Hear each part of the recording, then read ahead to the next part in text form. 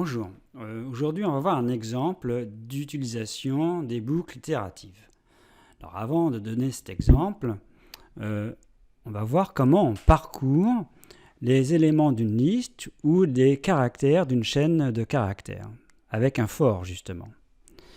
Ici T, c'est soit une liste, soit une chaîne de caractères. On sait qu'on a accès aux caractères, aux éléments, par leur indice. Le premier indice, c'est 0. Donc T crochet 0, c'est le premier caractère de la chaîne ou le premier élément de la liste. Alors pour parcourir les caractères de cette chaîne ou les éléments de cette liste, on va faire soit for I in T, soit for I in range len T. Dans le premier cas, I c'est une variable qui prendra comme valeur, eh bien, dans le cas de la chaîne de caractères, I prendra comme valeur le premier caractère, puis le deuxième caractère et jusqu'au dernier caractère. Et dans le cas de la liste, I prendra comme valeur le premier élément de la liste, le deuxième jusqu'au dernier. Donc ici, le nombre de boucles, c'est la taille de T. Dans le deuxième cas, I in range len T, le nombre de boucles, c'est toujours la taille de T, sauf qu'ici, I prendra la première valeur de I, ça sera 0, puis après 1, puis après la taille de T, moins 1. Et pour avoir accès au caractère de la chaîne de caractères ou à l'élément de la liste, il faudra, dans cette fois-ci, faire T crochet I. Par exemple, quand I vaut 0, c'est-à-dire à la première boucle, I vaut 0. Si je veux le premier caractère, il faut que je fasse T crochet 0. Et si je veux le premier élément de la liste, il faut que je fasse T crochet 0 pour I égale 0. Alors, le programme consiste à saisir une chaîne de caractères, on va dire avec des minuscules, et d'enlever les accents. Donc ce que l'on veut au départ, c'est que T, ça va être le texte saisi, et TT, ça sera à la fin du programme le même texte, mais sans les accents. C'est-à-dire avec les mêmes caractères, mais sans les accents. Donc comment on va faire? Eh bien, on va parcourir les caractères de la chaîne T, et on va compléter au fur et à mesure la chaîne TT qui au départ est vide. Quand on rencontre un caractère non accentué, eh bien on le rajoute à TT. Et quand on rencontre un caractère accentué, eh bien on rajoute le caractère non accentué correspondant. Donc on va voir ce que ça donne sur EduPython. Alors voilà le programme écrit.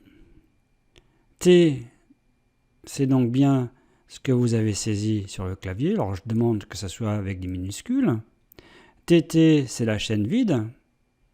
Et après, je parcours les caractères de T. Donc I prendra toutes les valeurs, tous les caractères de la chaîne.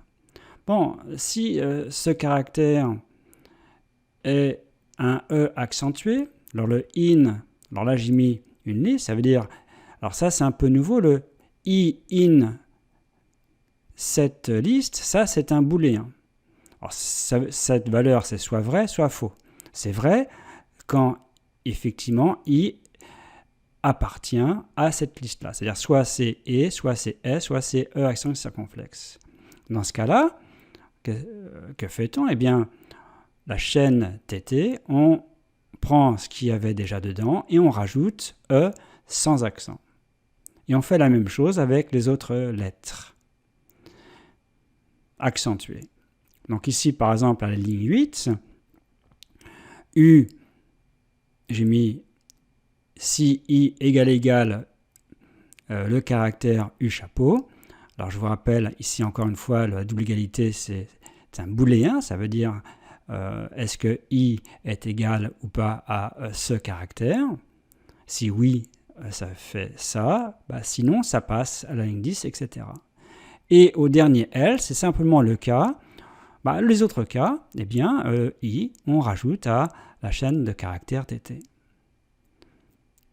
Alors, je vous laisse regarder ce programme. Vous pouvez faire sur pause et éventuellement le réécrire. Et on va l'exécuter ici.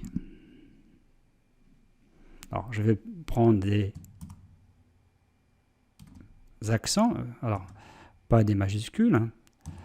J'avais dit, parce que je n'ai pas regardé, dans le programme, on voit bien que ce n'est pas géré.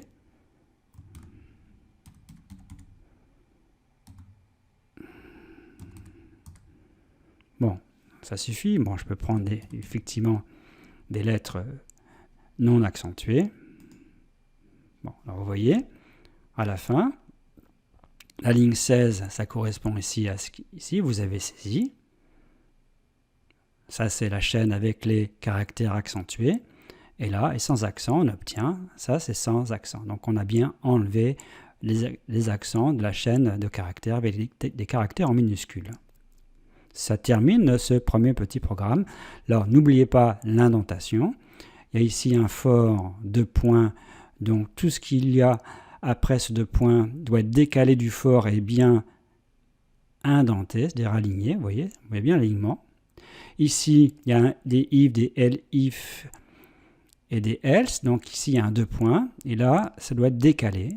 Et ça doit être, il n'y a qu'une instruction chaque fois, mais s'il y en avait plusieurs, il faudrait qu'elle soit alignée verticalement. Donc on respecte bien l'indentation.